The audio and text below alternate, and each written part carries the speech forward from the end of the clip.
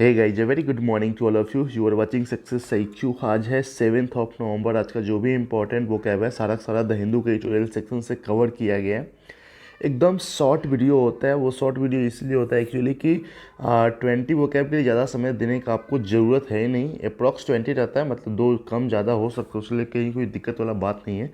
चलिए शुरू करते हैं पॉजिटिव कोट के साथ, जिसमें ये बताया गया है कि 3 बेहतरीन सलाह आपको दिया जा रहा है। पहला सलाह ये है कि सोचो मत, शुरुआत कर दो। दूसरा है ना, वादा मत करो, साबित कर दो। तीसरा है बताओ मत, करके दिखाओ। कई बार क्या होता है ना, जब हम तैयारी कर रहे होते हैं ना, तो अच्छा कल से करेंगे, परसों से करेंगे, मंडे से करेंगे, मंडे से नया फ्रेश आएगा। वैसे नहीं ना, 1 जनवरी से आएगा ना, तो नया साल से शुरू करें। अरे भाई, समय एक एक दिन, एक एक घंटा, एक एक मिनट जा रहा है। ज़्यादा वैसे मत करो, है ना। आप समझ ही गए होगे मैं क्या कहना चाह रहा हूँ। चलिए शुरू करते हैं।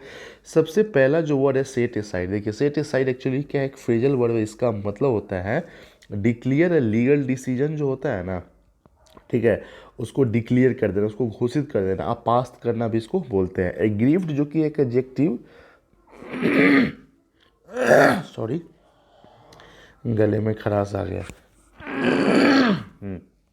एग्रीव्ड जो कि एक एडजेक्टिव, इसका मतलब होता है ऑपसेट, या फिर एंग्री या ट्रीटी अनफेयरली, मतलब एकदम ऑपसेट हो जाना, दुख हो जाना एकदम पूरा, है ना।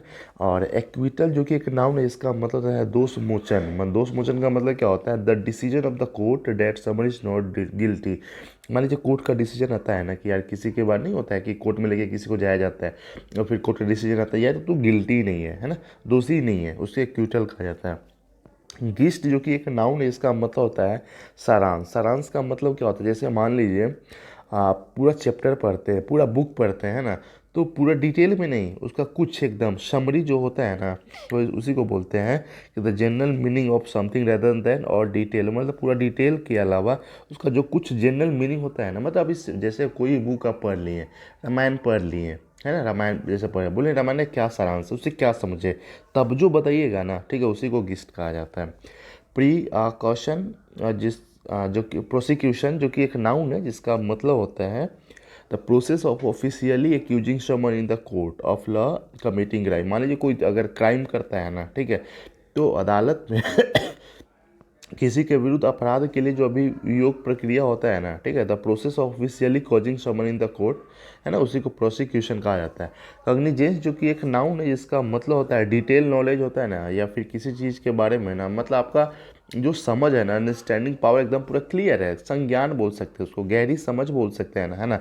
विसिएट जो कि एक वर्ब, इसका मतलब होता है निरस्त करना, मतलब रद्द कर देना, कैंसिल कर देना, to make something less effective, या फिर बर्बाद भी कर देना, उसी को कहा जाता है।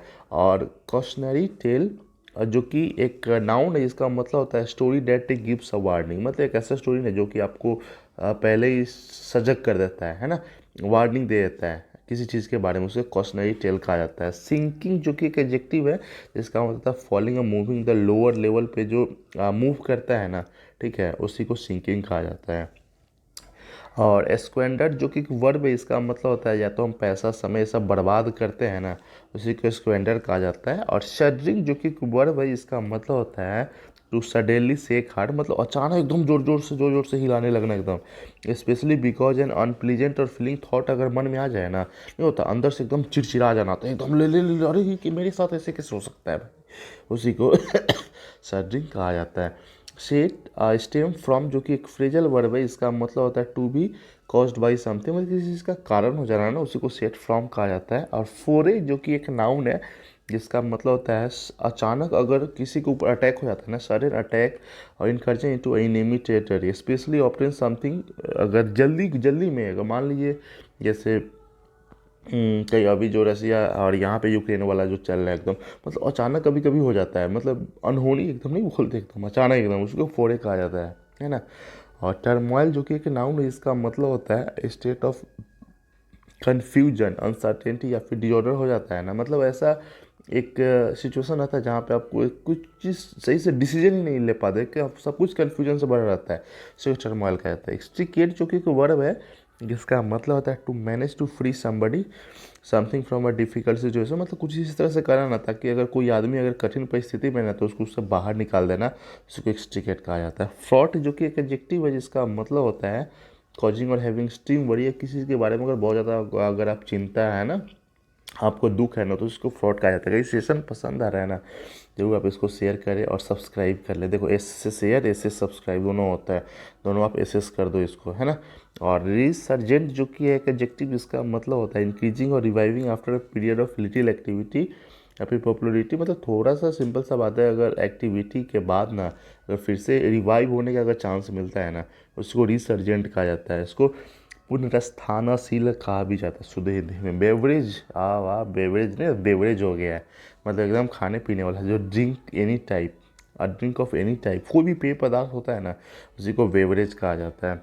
आई वाटरिंग एक एडजेक्टिव है जिसका मतलब होता है एक्सट्रीमली हाई और लार्ज, मतलब जो बहुत बड़ा रहता है ना, ठीक है, फिगर में या फिर अमाउंट में भी बोल सकते हो, उसी को आई वाटरिंग कहा जाता है।